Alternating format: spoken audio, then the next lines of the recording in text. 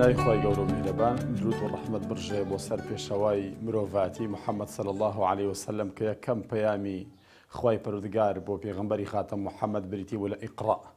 ئەمە شەومان پێ دەڵێ کە بەڕاستی زۆر گرنگە خوێندنەوە لە ژیانی ئینساندا، چونکە ئینسان بەبێ خوێندنەوە دابڕاو دەبێت لە کۆمەڵگاکەی خۆی، دواکەوتوو دەبێت لە خۆ پێگەیاندنی، لە ڕێی فکرەوە ئاسوی فکری بەرتەسک دەبێت، قوبوڵ ڕاجایی ناکە، خۆی بەرەو پێش ناچێ و هەروە کات و ساتەکانی زەمن و ساڵ و عمر و تەمەنی دەبێتە شتێکی دووبارە. بۆیە ئێمە هەمومان قابلیەتمان هەیە کەوا پێ بگەینۆک و کات خۆی شێخ عەلی بابا بە مەلای گەورەی کۆی وتی من و تۆ ئاڵچاغین، هەردووکمان لە شەئنماندا هەیە کە ببین تۆ ببی بە شافعیەک و منیش بم بە قوتبێکی تری ڕەبانی. کەواتە ئێمە هەمومان قابلیەتمان هەیە ئەو کەرەستانەی کەوا پێشینانی ئێمە جگە لە پێغەمبەراتی و جگە لە سەحابەی پێغەمبەر بوون عەلەیهیمو سەڵات وسەلام، ئێمە هەموو پۆستێک، هەموو مەقامێک، هەموو پلێک قابلە بۆی کە ئێمە هەوڵی بۆ بدەین و ئەن لەیسە للئینسان ئیلا ما سعى وأن سعيه سوف يرى. بۆیە بەڕێزان ئێمە هەمومان خوای پەروەردگار ئەو قابلیەتەی لە زیهنی ئێمە، لە زاکری ئێمە، لە مێشک و دەماغی ئێمەدا داناوە. زانان دەڵێن مێشکی ئینسان 150 ملیار خانەیە، ئەگەر بێت و بەس لە سەدا چلی بەکاربهێنی دەتوانی بە 7 زمان بەلایکەمەوە 7 زمان قسە بکەی، 12 دکتۆرا بەدەستبێنی 1 ملیۆن کتێبی قەبارە گەورە لەبەر بکەی. کەواتە ئەمانە هەمویان ئەومان پێ دەڵێن کە بەڕاستی ئەوەی ئەو تەڵەبەیە ئەو قوتابی خوێندکارێکە دەڵێ من لە ئینگلیزی تێناگەم یان لە بیرکاری تێناگەم یان بەڕاستی ئەمانە هەمویان دەگەڕێتەوە بۆ فۆرماتکردنی یاخود بەرمەجەکردنی لاشعوری خۆی بەوە کە ناتوانێت ئەم کارە بکە. ئەگەر نا هەر کەسێک طموحی هەبێ وەکو دکتۆر طارق سوێدان دەڵێ عەلەیکم بتحقیق 3 أحرف في حياتكم المهنية، بس حرف لە ژیانی خۆتاندا جێبەجێ بکەن بەسە بۆی کە سەرکەوتوو بن. کارسێکی شەم بریتە لە ریفق، ڕایەکە یعنی ڕەغبەت، فاکە یعنی فرسەت، قافەکە یعنی قودرەت. ئینسان ئەم سێشتانە لە ژیانی پیشەی خۆیدا جە هەر بوارێک بێت ئینسان دەتوانێت بگات بۆ ئاستو مەبەستەی کە خۆی مەبەستێتی. اینجا لە خوێندنەوەدا کە بەڕاستی مع الأسف زۆربەی هەرە زۆری گەنجان و لاوانی ئێمە ئەمڕۆ ئەوەندەی کە بە سۆشیال میدیا و بە یاری و باشتی گاڵتە و گەپ و تەرفیهەوە خەریکن، ئەوەندە خەریکین بنیاتی کە ساتی خۆیان بنێن و ئاسۆیەکی مستەقبەلی ڕوون بۆ خۆیان بنیاد بنێن. بۆیە خوێندنەوە بەڕاستی بەدیلی نییە، سۆشیال میدیا بەدیل نییە، هیچ کام لەو بابەتانەی کە ئینسان دەخوێنێتەوە دەکرێت بۆ تەفقیفی خۆی، بۆ دەوڵەمەندی معریفی خۆی ئیسفادەی لێ بکرێت بۆ بابەتێک لە بابەتەکان، بەڵام بەدیلی کتێب نییە بۆی کە ئینسان بخوێنێتەوە. بۆیە زانایان چەند سوودێکی خوێندنەوەیان داناوێت لەوان تەنشیط و ذاکرە یاخود تەنشیط و دەماغ. مێشکی ئینسانیش وەکو هەر عەزەڵەیەکی تر، وەکو هەر ئەندامێکی تر، ئەندامێکە بەڕاهێنان بە تەمرین پێکردن بە مەشق پێکردن فراوان دەبێت. بۆیە زانانی بواری تەبابەت و پزیشکی دەڵێن ئەو کەسانی کەوا زۆرترین کات مێشک بەکاردێنن لە خوێندنەوە و لە بەرکردن و لە بەکاربردنیدا، دەڵێ ئەمانە زۆر ئەگەری توشببوونیان بە نەخۆشی زەهایمەر و نەخۆشیە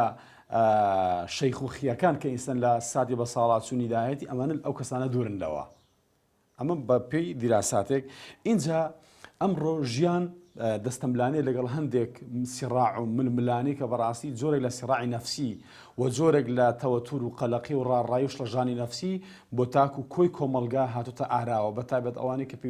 پەیوەستن بەلایانی مەعیشی و ژیانەوە، پەیوەندین بەلایانی سیاسیەوە، پەیوەندین بەلایانی میهەنی و پیشەی و ئەمانەوە، جۆرێک لە دۆخێکی تفت و تاڵ و قەیرانی دەرونیان بۆ خەڵک ڕەخساندووە. ئینسان ئەگەر بیهێ لەمانە دوورکەوێتەوە با بخوێنێتەوە، چونکە ئینسان کە خوێندیەوە دەزانی کە دۆخی لەوە زۆر قورستر ڕۆشتوون. وەکو ئیمامی شافعی دەفەرمێت دع الأيام تفعل ما تشاء وما لحوادث الدنيا بقاء. لێگەر ڕۆژگار چی دێنە با بهێنێ، هیچ دۆخێکی سەخت و دژوار و هەوری ڕەشی سڵکن کە بارانەوێکی خەماوی و تەماوی لە کۆی ڕاپازنەراوی ئەم ململانە سیاسیانەی دۆخەکەن کە دەیبارێنێ بەردەوام نابێ. بۆیە خەمی پێوە خۆنجە ئینسان کاتێک کە دەخوێنێتەوە ڕزگاری دەبێت لەوە، بەردەوام لە فکری ئەم دۆخە سەختانەدا نابێ. ئینجا معریفەی زیاد دەبێت. من ئیستەوایە وما هو فهو مغبون پێغەمبەر دەفەرمێ صلی الله علیه وسلم. زۆر لەو گەنجانی کە بیر لە خۆکوشتن یان خەمۆکی یا قەلەقی یا ڕاڕایی یا لە دۆخە سەختەکاندا خۆیان ناگرن، هۆکارەکەی بۆ دەگەڕێتەوە ئاسۆی فکریان زۆر تەسکە. يعني دنیا جیهان بینی و دنیا بینینی ئەو جیهان بینی و دنیا بینی کەوا کتێب پیشانیەدان نیانە لەم ڕۆژاندا لە کتێبخانەیە کتێبێکم بینی نووسرا بوو ئەو کتێبەی کە زۆرترین گەورە پیاوی دروست کرد بەڵام منیش لەبەرخۆمەوە ڕامام وتم وڵاهی مع الأسف کتێبێک کە چەند کەسێک بەلای نووسەرەکەەوە گەورن دروستی کردووە بەڵام وەرە قورئانێکمان هەیە ئەم قورئانە پیاوانێکی وەکو محەممەدی دروست کردووە صلی الله عليه وسلم لە ئاسی شەخصدا کە کردی بە سەید الئەنبیا اینجا لە ئاستی مەکاندا مەکەیەک دەرەخسێنێ مەدینەیەک دەرەخسێنێ لە ئاستی زەمەندا ڕەمەزانێک شەوانی قەدی کرد بە گەورەترین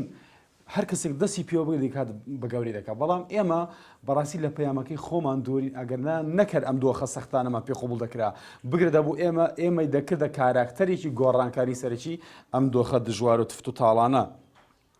اینجا تەرکیزی ئینسان زیاد دەکات خوێندنەوە تۆ کاتێک کە دەخوێنی و ئیمامی شافعی دەفەرمێ کە خوێندوومەتەوە دەستم لەسەر ئەم پەڕی ئەو بەرداندا و هەتاو ئەو بەرم تاوا نەکردو نەهاتوومە ئەو بەر جاری وا ئێمە 5-6 کتاب دەهێنین بەتابەت بۆوانەی کە مبتەدئین لە بواری علومی شەرعی طموحێکی زۆریان هەیە و ڕێگای پێگەیشتن نازان خۆ ئەو تەنمی بەشەریە کە ئێستا داهاتووە ئەمە نەبێت لە شەرعدانە بێ هەرچی زانان هەن دەڵێن بەڕاستی دەبێت فقی ئەولەویات لە خۆ پێگاندندا ڕەچاو بکەی بۆ سەرتا قورئان اینجا سنەتی پێغەمبەر صلی الله علیه و سلم اینجا علومی ئالە اینجا پێ بە پێ هەلومە جەڕان اینجا بەنسبەت خوێندنەوەی کتێبیش دەبێت سەرەتا بەڕاستی ئینسان لە کتێبێکی مەدخەلەوە دەست پێ بکەی اینجا متەواسی اینجا بم شێوەیە بۆیە ئینسان کاتێککە دەخوێنێتەوە تەرکیزی بە قووەت دەبێت ئێستا وای 1200 قسەی دەبێت 200 قسەیەکی بۆ دووبارە بکەیتەوە ئەمە بەڵگە لەسەر کە ئەمە بەڕاستی خانەکانی بەشکی داخراوە یان ئەوە تا لە کۆمەڵک شوعەبدا لە کۆمەڵک شتی و دۆڵی جەنجاڵی دنیادا مێشک و تەرکیزی ڕۆشتووە اینجا ئینسان توانای نووسینی پەیدا دەبێت بەتابەت کەسێک کە سەرکاری لەگەڵ تەفقیفی کۆمەلگا ڕۆشنبیرکردنی کۆمەلگا هەڵسانەوەی کۆمەلگا بەگەرخستنی توانە نووسوەکان هەڵساندنەوەیان بکە بەڕاستی دەبێت ئەم کەسە زوو بخوێنێتەوە بۆ یەکێ لە زانان دەڵێ وەڵڵی هەر جارێک من بۆ بابەتێک ڕۆشتە بم زیاتر لە 48 ساعات خوێندومەتەوە بۆ یەک بابەت 48 ساعات بۆیە ئینسان بەڕاستی زۆر گرنگە اینجا ئینسان فقه و متمانەبوون بەخۆی زیاد دەکات کاتێک کە زۆر دەخوێنیەوە تۆ بێمنەتی لە هەر بوارێکدا قسە دەکەیت چونکە ماشەڵڵا کەنز و گەنجینەیەکی زۆر بەسەریەک ناوە پاشان ئینسان تووشی مەلەل نابێ کە ساعتی خۆت لەسەر ئەساسێکی بەرچاوڕوونانە خۆت بنیاد دەنێی خوای تەعالە فەرمی قل هذه سبيلي أدعو إلى الله على بصيرة خوا بە پێغەمبەر دەفەرمێ صلی الله علیه و سلم بڵێ ئەمە ڕێگاکەی منە لەسەر بەرچاوڕوونی ئێمە هەنگاو دەنێین کەواتە کەسێک کە خۆی پێ بگەێنێ دەبێت بەڕاستی بەرچاوڕوونانە هەنگاو بنێ من وەکو خۆم ئەزمموی کردەی خۆم کە لە ساڵی 1970 بۆ 1970 بۆ یەکەم جار لە پۆلی دوی ناوەندی بووم دوی ناوەندیەوەتە بە ئیسلاحی ئەمڕۆ 1970 بنەڕەتی سەرتا چەند نامیلکەیەکم خوێندەوە بەڵام یەکێک لەو کتابانە کە زۆر کاریگەری لە ژیانی من کرد و طموحی علومی شەرعی بۆ زیاد کردم و هەروە سەرکاری دەعوە بانگەواز و کارکردن لەسەر خۆم و دەوروبەر هاتە فکر و مێشک و زەینمەوە بریتی بۆ خوێندنەوەی ژیاننامەی مامۆستا حەسەن بەنا ڕەحمەتی خوای لێوێ ئەم پیاوە هەر لە مناڵیەوە خوای پەروەردگار کردبووی بە کەسێکی سیفاتەکانی قیادەی تێدا بوو دڵ هەر لە مناڵیەوە هاوڕەکانی خۆی کرد بوو بە دوو بەشەوە بەشێکیان چەسپاندنی سیفاتە حەمید و جوان و مەحموودەکان سیفاتە جوانەکان بەشێکی تریانی کردبوو بە گروپی ڕیشە کێشکردنی سیفاتە نزم و پەست و ڕەڤیلەکان اینجا کە کاتی نوێژ دەهات لە فرسەی دەرسە لەبریەوەی بچێ خەریکی تەلەفۆن و تەلەفۆنکاری کات بە زایعدان بێ لەگەڵ هاوڕەکانی دەهات نوێژی بە جەماعەتی بۆ دەکردن تا دیادەوەرێک دەژێتە لە ڕۆژێکیان ئیمامەتیم دەکرد لێشی لە مزگەوتەکان لە فرسەی دەرسا چووین بۆ مزگەوت لەگەڵ ڕەفیقەکانم دڵ نوێژی عەسر تەواو بوو جەماعەت من چوم ئیمامەتیم بۆ کردن دڵ لەو کاتەدا ئیمامەکە لە پەنجەرەی مزگەوتەکەەوە تەماشا کرد منێکی مناڵ بوومە بەرنوێژی ئەو مناڵانە دڵ ڕێک چونکە زیخێکی دەستدایە و هاویشتیە من وتی تخوا توی ئیمامەتی دەڵم نیش وەکو ئەدەبی خۆم هیچم بەڵام نەدایە بەس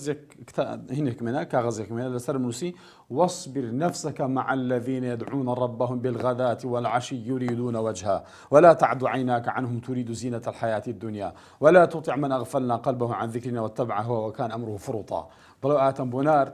دوای بە دوام گەڕاکتی ئەو پیاوی بدۆزمەوە ئەو مناڵە نییە پیاوێکی گەورەیە دڵ هات ئەوزا زۆر داوای لێبوردنی کتی وەڵڵاهی من نەمزانیوە ئەو مناڵە گەورەیە ئەم مناڵە بچووکە ئەم پیاوە گەورەی لە ناخی خۆی داشاردەوەتەوە اینجا هەر ئەم پیاوە کە بوو بە گەنج چی کرد هات مەلاکان و مامۆستانی منبەری کۆ کردەوەتی بەڕێزان خۆتان دەزان زۆربەی هەر زۆری گەنجەکانی ئەمڕۆ ئێمە هەمووی لە نادی و لە پارک و لە شوێنەکان کەوتونەوە هەمووی فەراغی ڕۆح و فەراغی فکر فەراغی عەقیدەیان هەیە مامۆستانی بەڕێز ئەگەر ئێمە خەمێک لەم کۆمەڵگە و لەم گەنجانە و لەم لاوانە نەخۆین ئێمە ئەمامەڵڵە ئەمامە ناس بە پرسیارین لە ڕۆژی قیامەت بۆیە با بچین دەست بە پەروەردەیان بکەین دەڵێ چەند مامۆستا قسەیان کرد قسەی هەمویان لێک ڕستدا کۆ دەبەوە وتیان ئەم پەیامە خوا ناردوێتی خوش خاوەندداریتی هەر خۆش دەیپارێزی ئێمە ڕەوتاری خۆمان هەیە دەڵێتم دەخوا ئافیستان بێ ئێوە هیچ کوڵی دڵی منتان نەکرد بۆیە ئەو کۆمەڵە گەنجێک کە لەگەڵی دابوون هاتن لەکوێوە دەستیان پێ لە نادیەکانە و دەستیان کرد بە داعوە و بانگەواز ئەوە بوو کۆمەڵێکی هۆنیەوە کۆمەڵێکی دروست کرد کە بەڕاستی بوو بە ئومی سەحوەی ئیسلامی لە هەموو ڕۆژهەڵاتی ناوەڕاستدا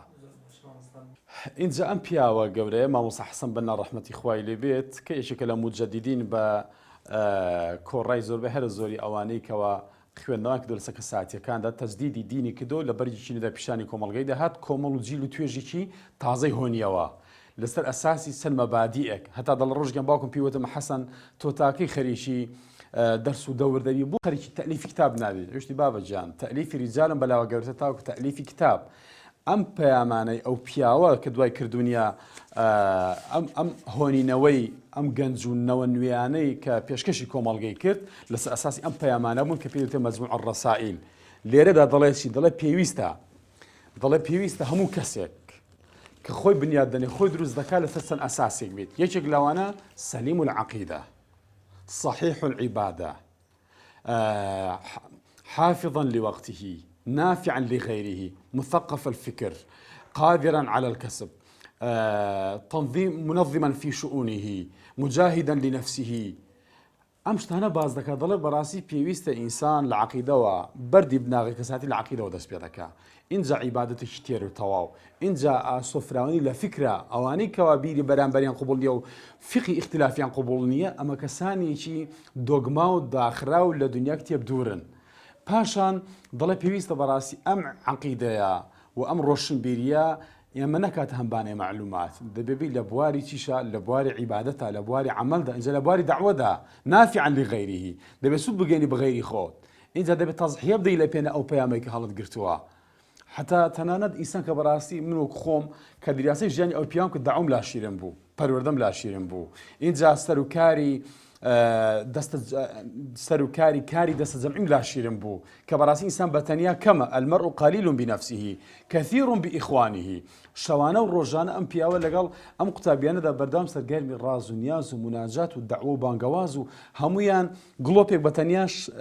تیشکەکەی کەمە بەڵام چەند گڵۆپێک کۆکەوە بزان چ شەوقێک و چە دڕێک بە تاریکی دەدەن بۆیە اینجا وتی دێ بەڕاستی ئینسان دەبێت لە عیبادەتی ڕوحیدا ئەم پیاوە لەناو هاوڕەکانی خۆیدا نوخبە بوو بەڕاستی بە پەنجە ئاماژەی بۆ دەکرا خەڵ لەخوای دەویست لەگەڵی دانیشێ اینجا لە بواری یەقیندا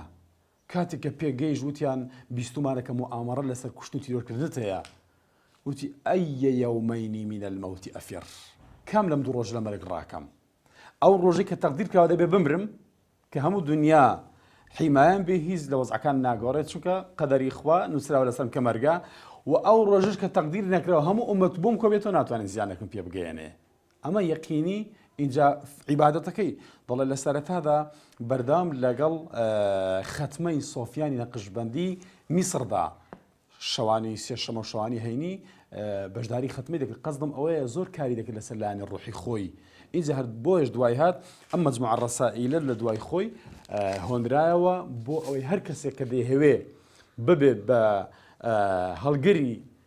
خەمەکەی ئەو پەیامەکەی ئەو هەممەکەی ئەو و خۆی بنیاد بنێ و کەسێکی اعتیادی لە خۆی نەگەڕێ و هەروەها ببێتە کەسێک بە فعلی بۆ ئەوە ناکە ئینسان وەکۆڵی ناوی خۆی بەرزکاتەوە بەڵام بە فعلی المؤمن القوي خير وأحب إلى الله من المؤمن الضعيف بابی ئەم کتێبە و پەیامی ئەو کتێبانە وەشانی باسکردنە بەڕاستی جگە لەو کتێبەش من پەیامەکانی مامۆستا نورسی کە مامۆستا سەعیدی نورسی هەموو ژیانی لە زینداندا بەسەر بردووە وەرە تۆ لە هەر دۆخێکدا هەی هیچ کەم لە دۆخەکانی تۆ ناگاتە سەعاتێکی زیندانی ئەو پیاوە کە پەیامەکانی لە ڕێگای دۆخین و ئەمانەی حرەسەکانی سزنەوە دەگەیشتە دەست خوێنەران ئەمە ئێستا پەیامەکانمان هەمووی لێرەدایە کێ دەیخوێنێتەوە کەم ئەوانی دەیخوێنەوە اینجا بۆ قوتابیانی ئامادەی وتی خۆمان پێ بناسن وتی هەموو ڕۆژ دەرسی خۆناسی دەخوێنن بەس خۆتان هەزی پێ ناکەن وتی ئەوە تا كيمياء إحياء أمان هم يندسي إخوانا ستان بيضا بلام خوتان تيناقان إذا ما سيد قطب رحمة إخوائي لبين ضل بيان وتيان بو تنزل نانوسي وتي تنزل سيبنوسم لا أجلك كخواي پروردگار بو مینوسی و اگر بیتو است تنزلك بنوسم بس مسر زاده اگر لم كانت اجل ما هذا حديثي سارك ام جام بسبيرم شلون تنزلك بنوسم ده كانت 15 سنه بدوي ام حوالي شهيديه موام ياخذ موصى ابو علاء مودودي كاتك اويان بو هنا امر اعدام ابو هنا لا بوليس وتي انا وشي وتي امر اعدام ترك بيكني بوليس كان سريع صورماتي والله هركسي امر اعدام بواتبه قاتي نقرتو قاتي عرزي نقرتو في مسيرته بيدا كني تيخر ساوى كما وانا اخواننا الناس امر اعدام من الحوده اسمانا نقل ارز بيت بفعليش امر اعدامك الغابوا كواتب راسي ام في قومة ما نبو خوبنا ام خو بيجي عندنا ام همي دعوه بونا ام همي خم خوادن لخلكا لخوين نود رستبيت امه اقرا لا تقرا مع الاسف امتي ايتي اقرا ناخمنه ويستا اگر بما خمن بها حالي اما لسرجم رهن دولانا كان يجان بامرنا دقيش بلام استاج باملين اگر خلكانك همام هبن بينه وميدان كار لسر خويان ودورو بريام كان دوخي كي تدقوره